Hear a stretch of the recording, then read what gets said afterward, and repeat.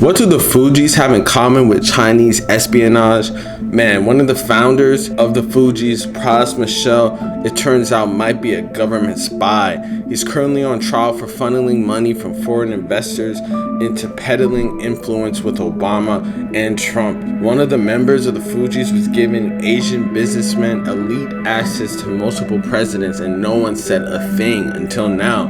The government considers him an espionage threat. Man, we gotta talk about the story of Pras Michel, the founder of the Fugees, and a possible Chinese spy agent, man, because this story is honestly wild. Who would have thought that a member of a rap group would be able to go out and buy influence from the largest politicians in the world? Man, we gotta get into this right now, but before we do, I'm gonna need you to like, comment, subscribe. We're gonna run up this video, man. Make sure y'all check out the merch link in the description at StaySafeWorld.com. You already know what's going on, man. Let's get it.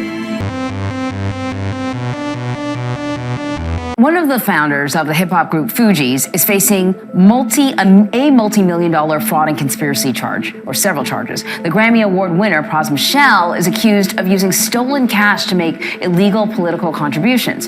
In 2019 indictment accused Michel of helping a Malaysian financier embezzle money from a state-owned investment fund. He allegedly tried to persuade U.S. officials to abandon an investigation into that financier's business dealings. Michel has denied all wrongdoing. Same rapper, man, Pras, that came up with Lauryn Hill and Wyclef Jean, is basically being accused of playing a central role in a geopolitical conspiracy spanning 2 U.S. presidents. Will be in the hands of the jury Monday morning today. His fate is basically in the hands of those people.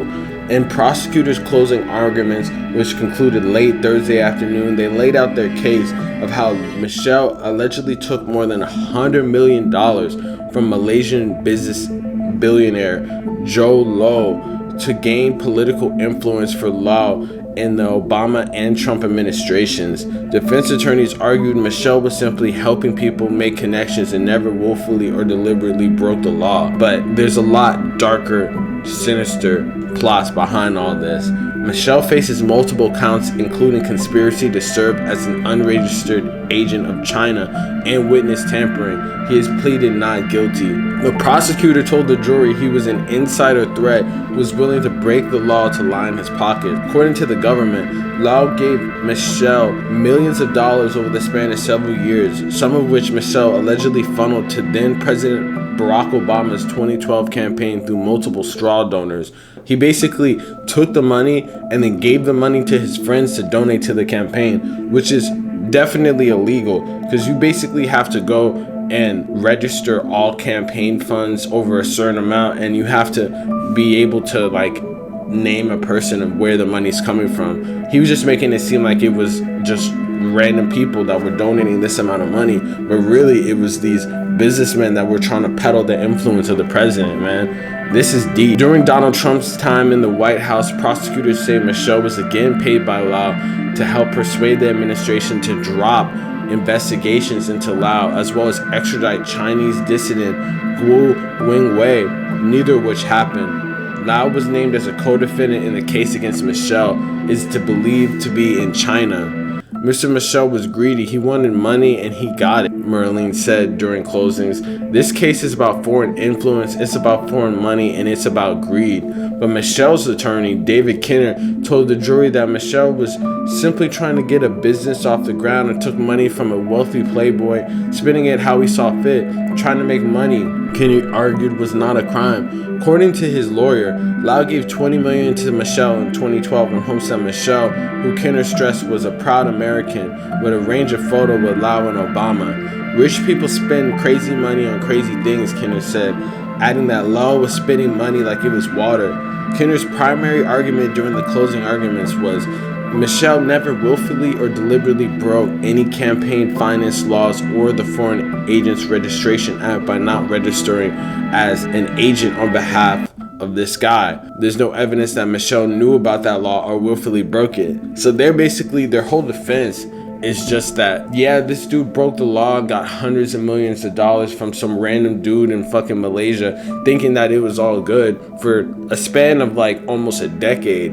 And he never once thought that, hey, maybe I'm like peddling influence and doing something highly illegal like espionage and getting these people involved into the government. But you know, it never came across his head. Obviously, their whole defense of this is saying that he needed to consult with lawyers or something, because when you're getting that amount of money, like, it's obviously for a certain reason. And they're saying that he could be a Chinese spy right now. It's not looking good for him, man. Whatever the case of what the jury's gonna decide today, I'm pretty sure that it's a major L for him to even be caught up in this. And I wouldn't be surprised that he loses, especially if the government is on his ass like that.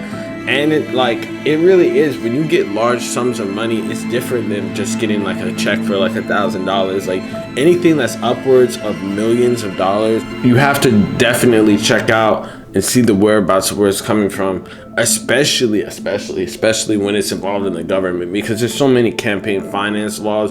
Like, you look at Trump right now, he basically got in trouble because the hush money that he paid his mistress, if that's what you want to call it, was apparently from campaign finances somewhere along the line. So it's like, there's so many laws that have to do with that. The government is going to catch up with that, especially when it's the campaign finance laws, man. So this dude is taking a major L right now. But who would have thought that someone that was associated with the Fugees from the jump is someone that's caught up in a corporate espionage scheme that ranges all the way to multiple presidencies, man? Like, who would have really even thought when you first heard the Fugees music? And I guess this kind of shows the real influence of hip-hop, even though no one younger than like 1990 was ever listening to this dude in particular. Yeah, they were listening to the hits and stuff, and no one was literally listening to him and his solo career and shit like that. So obviously he had to come up with the bag somehow. But who would have thought that it would have been peddling Obama and Trump's influence for hundreds of millions of dollars, man? It's going to be interesting to see what happens in his future, because the government is definitely coming after him and they want a cut out of that check, obviously, and they definitely want to realize and know for sure that their influence is not being bought, even though it's already too late for that in America. But you know, they don't want the Chinese or the Malaysian to be tapped in like how we are, man. So hey, let me know in the comments about this, man. Did this surprise you? Did this not surprise you? Does it make sense? Real say shit. You already know what's going on. Make sure you like, comment, subscribe, man. Peace.